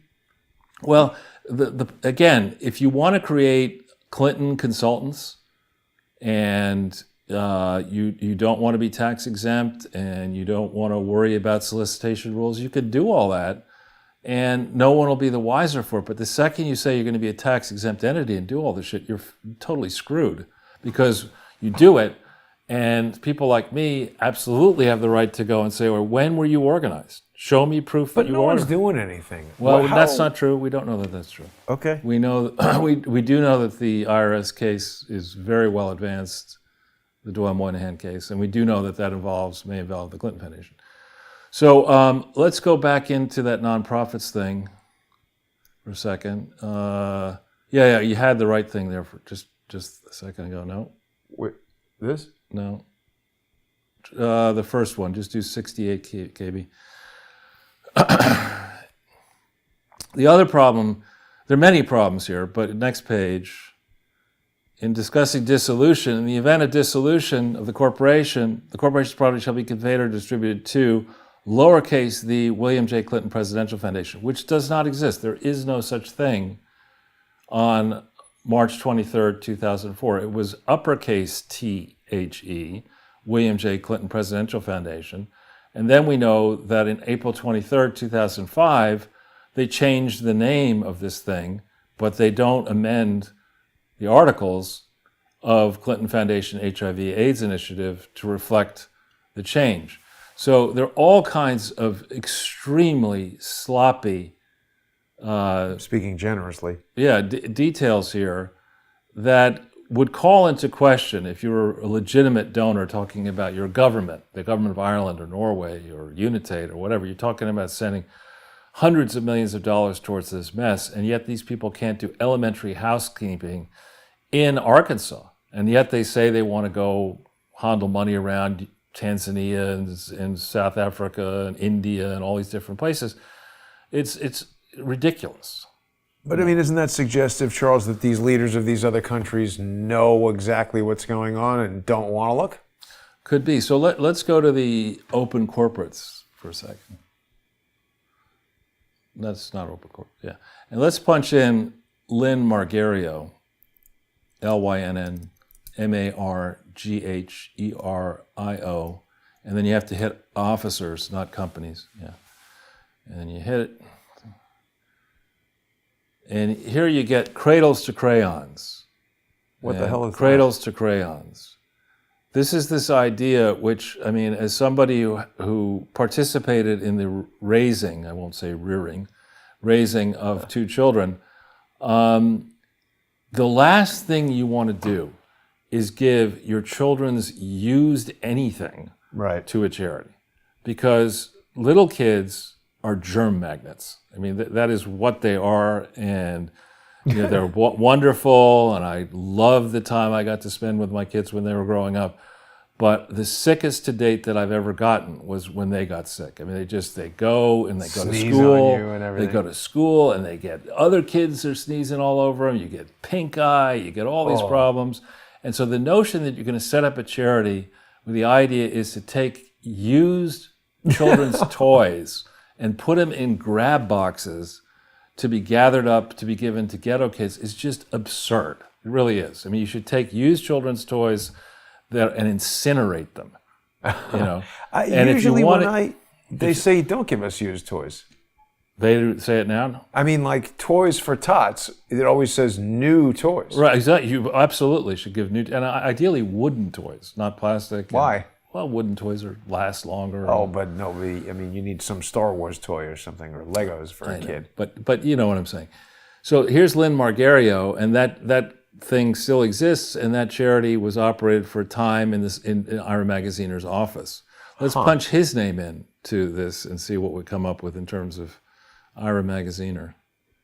You just do it here? Yeah. Like that? Yep. Ooh, he's got a lot. Yeah, SJS, lots of SJSs. Everything's inactive. What do you think of that? Why is that? Well, and then you have here's this EMC Cement Holdings. EMC Cement Holdings is this fake cement company that Murdoch's daughter-in-law was also on the board, I think, of Neocore. And the idea was that Trump Hillary's going to get in. We're going to have infrastructure projects. We're going to use this fake cement. And How could it be a fake cement company? when you look into it, we don't have the time to do it today, but when I have looked at it in the past, it's highly questionable whether this thing, the technology behind this particular form of cement. Cement is extremely environmentally. The process of making cement uses energy, and it doesn't score well in the sustainability stuff. Hillary Clinton was on the board of Cement Lafarge when she was First Lady in Arkansas. Huh. What about Cemex? Was she on the board of that too? I don't know, but they make cement, don't they? Yeah. And that was a Dillon Reed client, actually. Isn't it a great way to like chop people up and put them in the cement and then nobody It's can find a them? good way to recycle bothersome people. But here we see Ira taking credit for being in Massachusetts from the 5th of April 2004. But we know that the Arkansas thing was set up the 23rd of March 2004 in theory. And we also know that Ira had their press releases explaining his noble good works from involving Clinton Foundation, HIV/AIDS Initiative, and similar names by 2002. Why did he shift to England, though? That's interesting. I don't know. I think then look we at don't this. know. Ira Charles Magaziner. That's in Denmark. It's got to be the same guy, right? Oh, sure, yeah. So what's he doing? I don't know. Something is rotten in the state of Denmark. Well, at this time, remember, he was involved setting up the internet. He was America's internet czar. Was he? Yeah, under Clinton, exactly. So while we're on the subject of sloppiness in Ira Magaziner, for fun, let's look at the nonprofits and charities in North Carolina, something I happened to do today, and punch in Clinton Health and see what we get. Oh, it's not that good. You'll see in a second. Couple heart It's definitely attacks. not that good. All that blow really took it out of All me. right, so we hit Clinton Health Access Initiative. It says, what is the status of this thing? Canceled? Yeah, that's never good. So let's hit Clinton Health Access Initiative. Cancel culture, Charles. Right. What does that mean, canceled versus inactive? You're going to see in a second. Let's hit document filings. Okay, and there's only one entry here, March It's the 17th, cancellation. St. Patrick's Day.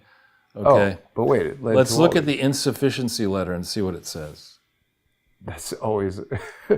You are so insufficient. It's not a good Of course, we have David H. Brown, Ripon, Ph.D., Executive Vice President. That's Now, a why does great he have name. a zero in the title there? Look at it. Ripon. Clinton Health Access Initiative, That's Inc. parentheses. Or parentheses, yeah. Dear David H. Brown, Ripon, Ph.D., fuck-a-vous. Let's just see. File a copy of Schedule A, which they can't do. All right. Schedule A goes through and explains, how you qualify to be a 170B1A6 public charity. So they send this letter. What's the date of the letter? July 8th. Let's go back into the index. Uh-oh. And look at denial letter, It's a river in Egypt. August 9th. You have failed to comply. Your organization has not obtained a license. You can't solicit in North Carolina. Wow. Why is North Carolina the only state that's doing anything? I don't think we can go that far, but I think North Carolina is one that I just wanted to show folks. If you're trying to really get to the bottom of the status of a charity, there are certain states that take their responsibilities seriously. North Carolina is one of them. Well, that's what I mean. It's all these states should be denying most of these things. And there really should be, in terms of an area where you could get scale benefits, is if you went ahead and you said, listen, we've got 50 different regimes in the states, not counting Washington, D.C. and territories, for monitoring charities. There are certain basic things that have to get addressed by a charity. The IRS should force there to be a central file so that you don't have to waste your time going to North Carolina and all these other places. If North Carolina wants to check it as well, that's Go great. to the central thing. But North Carolina has corporate income taxes and other taxes it can assess, and let them have a budget to do that. But help donors by having a central place that says, you've got to list out every place you've been disciplined.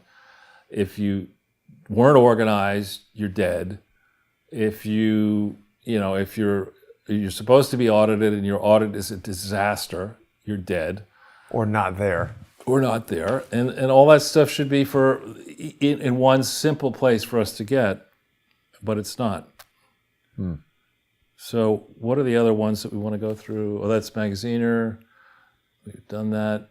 To the right, Jason, I think, on the upper there. Next. Oh yeah, this is your Santa Barbara golf club or whatever.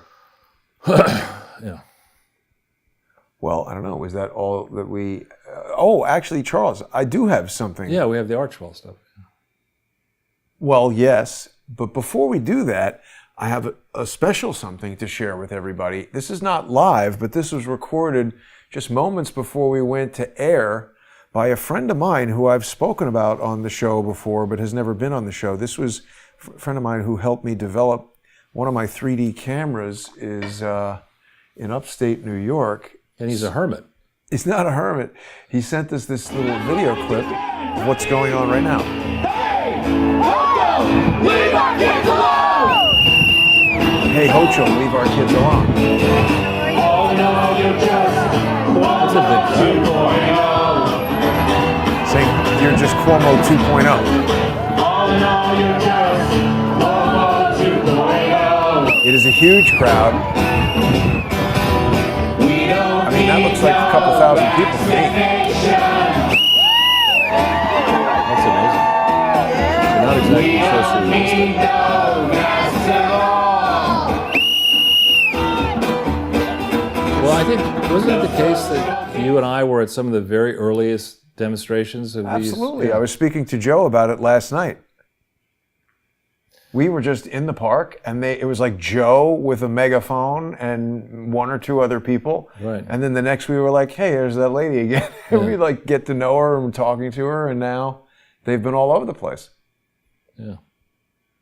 It's breaking up a little bit there on the... But that's pretty cool to be able to see what's going on as sort of like an in-the-field correspondent there in Albany. Amazing. Yeah. And it means I could take my... Yeah, earbuds but people can see, there's quite a turnout there.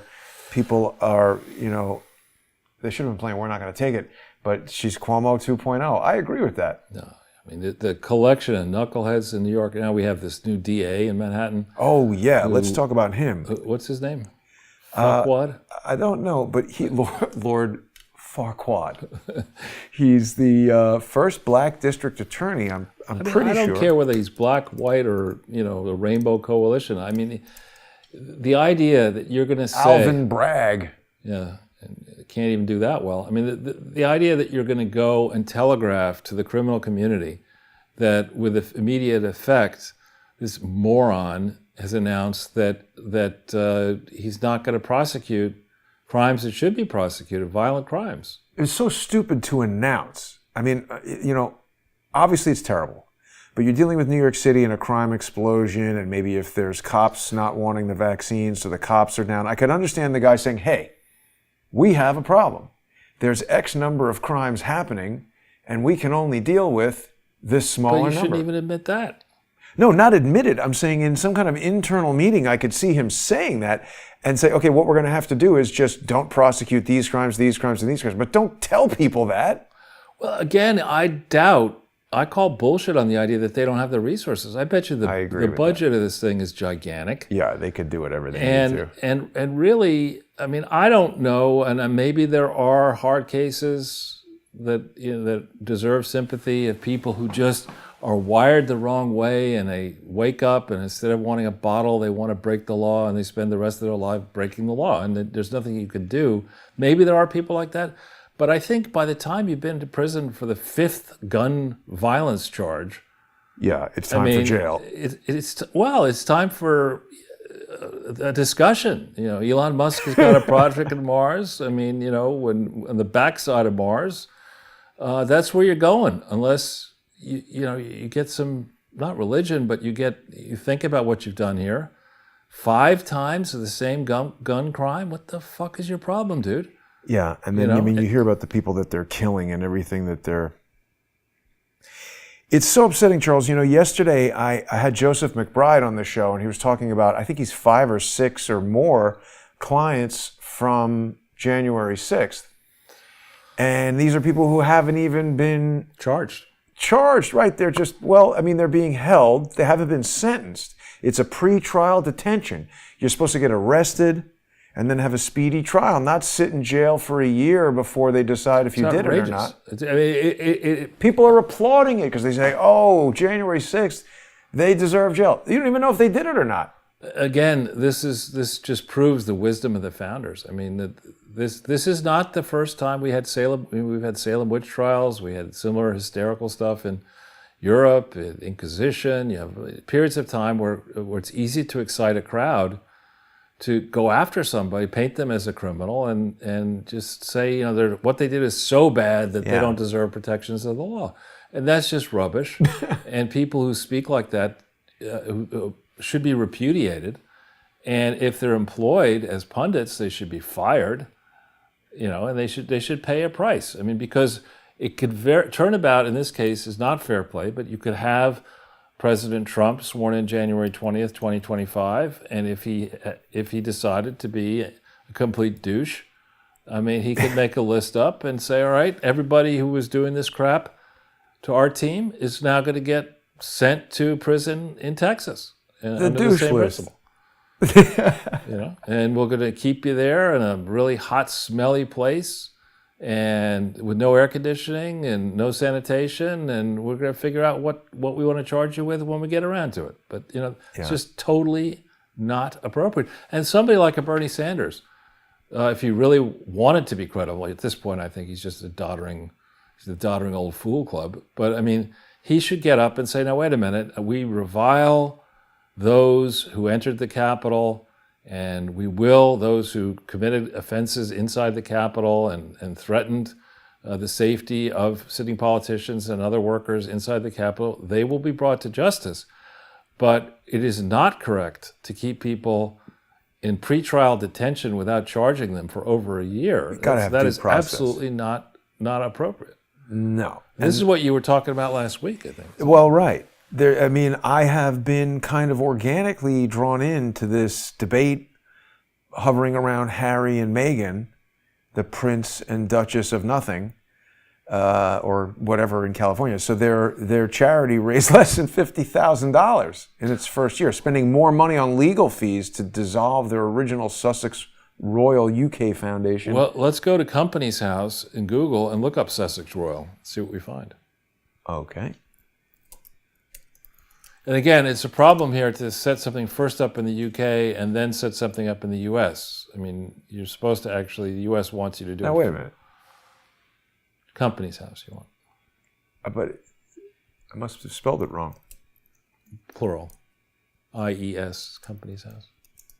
.co.uk. Or what? Well, just in Google, Company's House. Got it, yeah, because the Company's House.uk. Okay, .gov.uk. There we go. Okay. Can you put it up on this screen? Yeah. I just wanted to. And so then find company information. And you have to put in here, start now. So extra buttons are always, I love it. And you put in Sussex Royal. And hit. Now, sometimes the Royal Foundation of the Duke and Duchess of Cambridge, that's got to be the brother. The Royal Foundation of the Duke and Duchess of Cambridge and Prince Harry. But the Duke and Duchess of... Oh, but that's his brother, the Duke and Duchess of Cambridge, isn't it? That's William. Let's keep on going down. Some of them, if it wound up, it's possible that we have to hit another.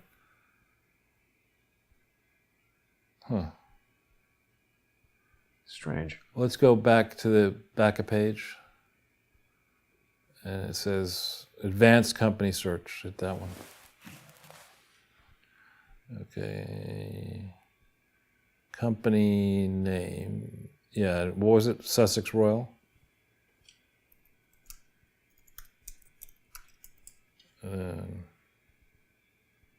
That's it. Sometimes they exclude Do we have companies the that name have right? been dissolved from that search. Huh. Oops. Well, I don't know. Not there. Was it definitely a UK charity? Hit this company status thing. What does that say? Put dissolved. Update results. Yeah, no, I mean, it would. Nothing.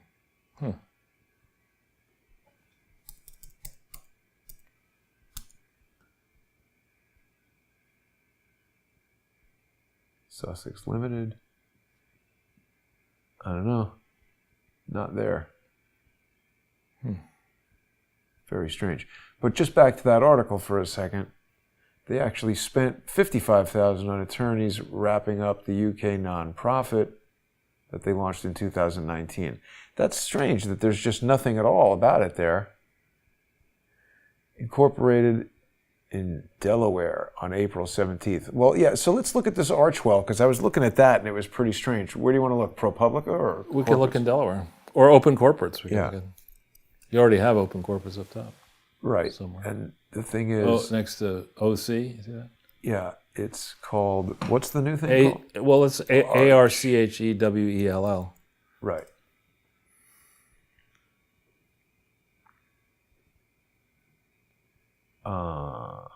Archwell Audio, Yeah, that's the podcast. Archwell Aviation, Construction, Foundation. 16 July 2021, there's a branch of something. Well, that's them in California, but where's the Delaware one? Here, April 7th, Archwell LLC. All right, let's check that out. Well, I'll just, okay. Archwell And here's Production, another one, Archwell Inc. Delaware.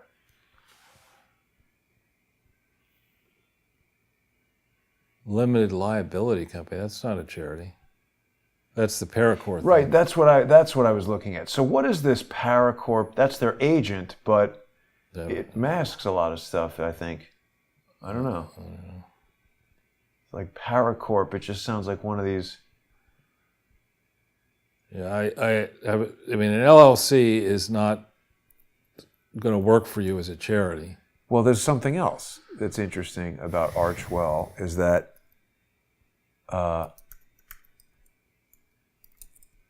when you go to archwell.com,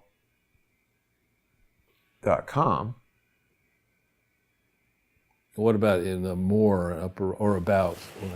yeah, it's got none of the stuff that you would expect. Oh, here's Archwell Foundation. No, I know, but it just tells you that it's connected to the Aspen Institute that I don't trust. Our projects and partnerships, Aspen Institute. It's appointed to the Aspen Institute Commission on Information Disorder. That Yeah, sounds like this is where Bot Sentinel is getting involved. So this, whoops, what the hell just happened? So this is a problem because what's happening is Harry has basically either hired or they're doing something with this company Bot Sentinel that purports to use artificial intelligence and machine learning to identify deceptive accounts on Twitter. And here's the Center for Humane Technology, led by former Google design ethicist. I wouldn't be so optimistic about that. Global Citizen. Right, I've seen him with a microphone talking about this.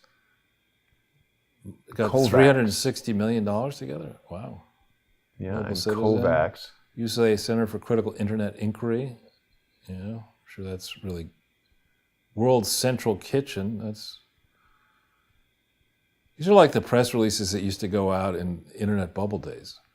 Yeah, it's a very Surprised weird... the Clinton Foundation isn't part of it. They did one podcast that people basically said was terrible, and the budget was huge. But whenever I go to these, charity 501 whatever, usually it has all kinds of the documentation of, here's our articles of incorporation. Let's try more. No, it's the same on both sides, I think. Yeah. This is Rubbish. like a website somebody made in their dorm room Here, it's made by Article. Well, Archwell.com, when was that created on Icon? Let's take a look. Who is? I've got to go to English first, I think. You're in? No? Here, search for you to say who is. There you go.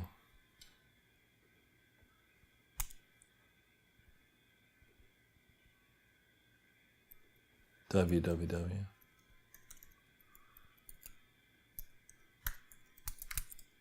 It's also the fact that it is archwell.com and not .org. It was created in 2020 before it was organized.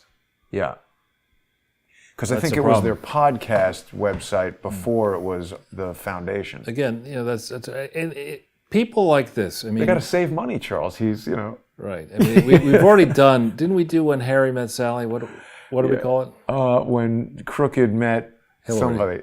When Crooked met Yeah. Billy or something. Yeah. Something like that. When Harry met Stoopy.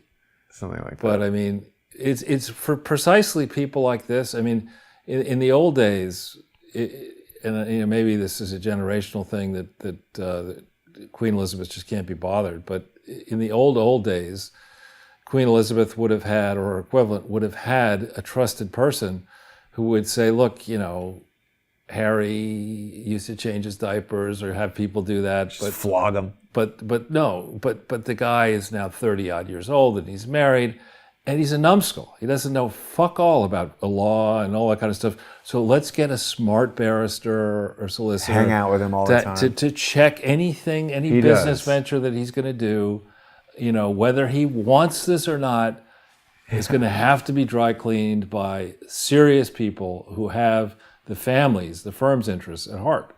And clearly that's not going on here. Instead, you have probably Meghan Markle's people, her minders, or probably some beach bum that they ran into and people have said that she's using all of her Hollywood PR people and everything, and it's upsetting the royal family. Now, the other thing I wanted to tell you, Charles, because we had said something about Harry being a... right, and that was wrong, as it turned out. Yeah, apparently he did not do that much useful stuff in the military, and there are people who even say that the fact that he was there and that he had to be protected in ways that other soldiers didn't, that it actually endangered people. But he served in the Army for 10 years, rising to the rank of captain and undertaking 2 tours in Afghanistan. He continues to work to support his fellow servicemen. Right, and it was William who was the helicopter pilot who did rescue people off. He served, William, in the UK and rescuing people offshore who get in trouble and stuff like that. Well, and Andrew was in the Falkland Islands, and of course, as you know, he cannot sweat. So this is obviously a lie. And on that, you saw that Jonathan Turley has a piece that apparently one of the jurors was abused and did not disclose that, and now they may move for a mistrial. Oh my God, that is crazy. I got to read that, Jonathan Turley. He is one of the smartest, even if you don't agree with him politically, he doesn't do that. He just tells you, look, I don't like this guy, but here's the law, and you got to do this. Right. The other thing is, that doesn't surprise me at all, because I think that whole thing was rigged and messed with. Rigged? Something else was people rigged. like Alan Dershowitz. He was on BBC, and now there's a whole dust-up where BBC says, get that jerk off of BBC. Is that right? Good.